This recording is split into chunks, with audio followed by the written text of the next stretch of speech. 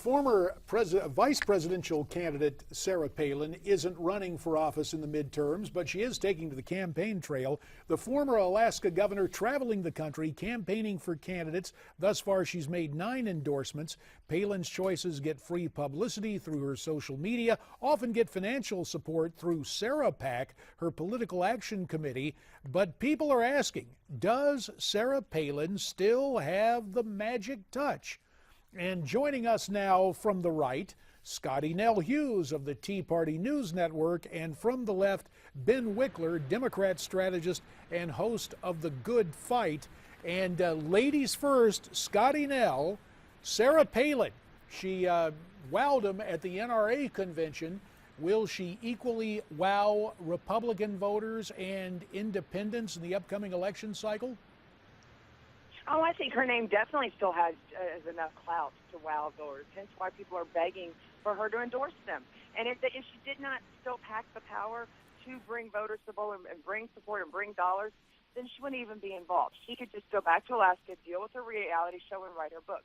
But she knows that she has to put boots on the ground. I'm here in Iowa, and if I went out into this crowd that I'm looking at here at the rally and said the name Sarah Palin, I guarantee she would still get a standing ovation. We should point out that you are on one of those bus tours right now that goes around to these important states with important races. So you are out amongst the grassroots. And again, Sarah Palin seems to be very, very popular amongst the grassroots. Now, let me turn to Ben Wikler because predictably, amongst Democrats, there may be a fairly derisive or dismissive view of Sarah Palin. Ben, there was an article, I believe, in the Washington Post yesterday talking about Sarah Palin being a diminished figure in the Republican Party. What's your take on the former governor of Alaska? Well, you know, the half-term governor of Alaska at this point is a human bridge to nowhere. I'm sorry to say, the people that are following her are heading into total political irrelevance. And you can see that with the candidate that she's endorsing. Her endorsee is not going to beat Al Franken this fall. The joke is on the people who are donating to Sarah PAC, whose money actually isn't going out to candidates at all. Like so many Tea Party organizations at this point, they're stacking dollars and spending it on direct mail, consultant fees, and the lifestyle of the so-called leadership that are very much enjoying the chance to travel around, but aren't actually winning elections. Well, I would imagine Scottie Nell has a little different take. Scottie, you heard Ben right there. What about these organizations like Sarah PAC and organizations, different organizations bearing the Tea Party moniker? Are you guys getting some good things done for the party? And the bottom line is Sarah Palin advancing the GOP, or is Sarah Palin advancing Sarah Palin? Well, that is so funny that he could sit there and throw those stones, considering he's probably sitting in a very cushy office somewhere. And I'm on day 8 of being on this tour, starting down in Florida and going all the way to Minneapolis. The Tea Party is working, and yes, does it take money to sit there and do buzz tours, grassroots? Hands down. But at least we're front about it. Unlike the Democrats who use their dollars to go buy off voters or to sit there and get librarians to recruit votes to get voter fraud happening. That's the difference between the two parties. The Republicans, you know where our dollars are being spent because we're out in the public having rallies. Democrats are out there, they're very deceitful. They're very much using their dollars. So if he wants to sit there and throw stones, he picked the wrong girl to do it, considering I'm actually out here on the field working, looking at rallies and talking to people. Sarah, and that's exactly what Sarah's doing with her PAC. Scottie Nell, it's not that I'm going to come to the defense of Ben. I don't know if it's a cushy office, Ben, but back behind you, we see these license plates. Now, I will resist the partisan temptation to say you're in a place where they make license plates, but all kidding aside, the notion that there are different groups hard at work on either side of the aisle that look to enhance and increase participation. It's not exactly it's not the GOP has all of those groups. Indeed, there are those of us who say, gee, you guys on the left kind of have a vertical integration from George Soros and the unions on down.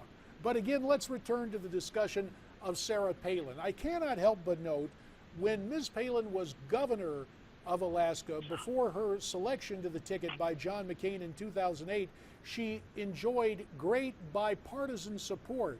And as soon as she was named to the national ticket, the pressure was really put on her by the Democrat National Committee, and it's almost as if Alaskans had to catch up with that.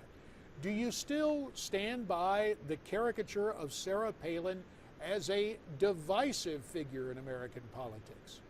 You know, there's no amount of pressure that can force someone to play the Ann Coulter card, to go to the NRA convention and announce that they support waterboarding as baptism for terrorists. That's a divisiveness that comes directly from her heart and soul. And I think it paints a beautiful picture for America about what kind of choice they're facing. Do they want people that are intentionally, cheering on torture and trying to make that America's public image? And then at the same time, raking in $9 for every $1 they actually spend on electioneering with her PAC? Or do they want a party, speaking of license plate, supports making sure we can actually fix the bridges and roads across the country that Tea Party Republicans in Congress are opposing funding at this very moment? It's a pretty stark choice, and I think Sarah Palin, in a sense, represents it very well. Unfortunately, that's actually going to harm the Republicans in the midterm elections as opposed to help them. Well, let me turn to Scottie Nell Hughes. Scottie, you are out on the hustings, but you may have seen the latest polling, the Washington Post ABC News poll, painting what I guess we would term a disheartening picture for the Democrats. What are you finding as you are engaged in this bus tour across the US of A? I'm very excited because I think we do have some great candidates. And let me just go back to the point that you mentioned about where the money is being spent here. We Republicans want to spend money. We want to spend it responsibly, unlike Democrats who use it just to throw out there. The roads and bridges should have been fixed, I thought, with the stimulus plan. The problem that the Democrats have about Sarah Palin is that they don't have a Sarah Palin. They don't have somebody, they don't have a female in their party that can sit there and carry clout and help with voices. The supposed war on women is really funny because you have more female conservatives out there working than Democrats do. And that's what's so ironic about this. And I think that's why the Democrats are so quick to throw their daggers at Sarah Palin. And you know what? It's interesting about the name calling, because it's one thing for her to say waterboarding terrorists, which personally I honestly don't have a problem with as long as it keeps my family safe. Yet Harry Reid can go out there and use inflammatory language like calling these same patriots domestic terrorists, and the liberal media rolls over and lets them get away with it. Why did you not throw those stones at him when he used those terms? Because that wasn't calling people who wanted to kill Americans a name. It was calling Americans, good Americans, a name. That's inflammatory language. Ben Wikler, let me get back to you, and I don't know if you're in the business of defending Harry Reid, but let me go back to the point made in the Washington Post ABC News poll. The headline from the WAPO seems to suggest this is going to be a very difficult midterm cycle for Democrats, and yet rhetorically, at least with us, you're taking a very different tack. What do you know that the Washington Post ABC News poll fails to take into account? What the Washington Post ABC News poll doesn't reflect is the things that Republicans are going to say between now and Election Day. We've seen this movie before. People are, excited for change at the grassroots, maybe in both parties, and then they start finding out what these candidates are really made of. People make comments about legitimate rape. People make these outrageous claims, and people are repelled. That's what's coming between now and Election Day. The Republican Party has this incredible ability to not only put its foot in its mouth, but to put its whole leg in its mouth and just turn off the American people. So I'm ready for that, and I think Sarah Palin is actually, greasing the skids, making the way ready for her fellow Tea Party Republicans to just show America what they're made of and give them a chance to vote their real beliefs on Election Day. Well, Ben, I would just have to take polite issue. That doesn't come as a surprise, given my past in politics.